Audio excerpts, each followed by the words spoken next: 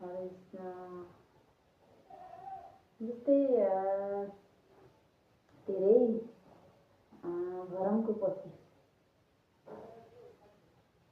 आफूले पढाइको योग्यता भन्दा पनि धेरै घरमको पछि गर्नुहुन्छ। जस्तै कृष्णको कथाहरू होइन, 1600 गोपिनी भन्नुहुन्छ।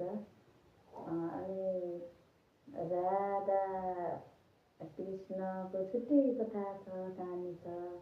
र रुक्मिणी मातालाई कृष्णले धेरै घृणा गर्नुभयो, हेप्नुभयो भन्ने भनाइ छ। त्यो एउटा भरम हो, भरम चिरेको त्यो होइन। रुक्मिणी मातालाई कृष्णले धेरै माया गर्नुहुन्छ। रुक्मिणी माताको कथा भाग छुट्टै छ। उहाँ रुक्मिणी माताको विवाह शिशुपालसँग हुनेवाला थियो। शिशुपाल एउटा राजाको छोरा थिए, धेरै धनाढ्यको छोरा थिए। धेरै धनाढ्यको छोरा रुक्मिणीलाई मन परेन। रुक्मिणीलाई मन नपर्दाखेरि अनि उहाँलाई के भयो, अब कृष्णलाई धेरै मन पराउनु भयो रुक्मिणी माताले।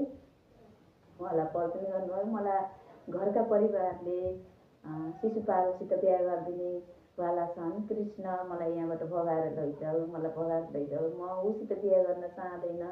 किन चाहँदैनौ भन्दा ऊ एउटा धनाढ्यको छोरा हो, घमण्डी छ, मलाई त्यो कारणले गर्दा मलाई मन पर्दैन भनेर रुक्मिणी माताले भन्नुभयो। रुक्मिणी माताले त्यो भनिसकेपछि कृष्णले ठिक छ, मसँग केही छैन, किन बिहा गर्छौ र, मसँग केही छैन, म एउटा गरिबको छोरा हो, म एउटा सामान्य मान्छे, सामान्य व्यक्तित्व हो, म एउटा गरिबको छोरा हो भनेर उहाँले भन्नुभयो।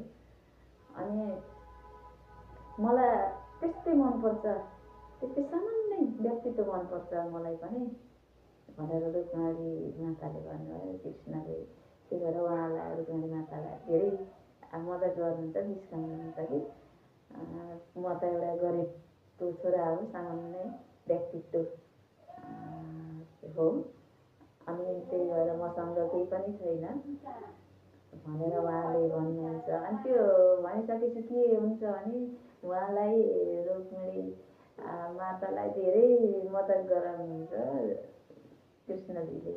जिस्काउनुहुन्छ, म त गरिबको छोरा, मसँग त केही पनि छैन, मलाई पनि त्यस्तै मनपर्छ, केही नभएको मनपर्छ।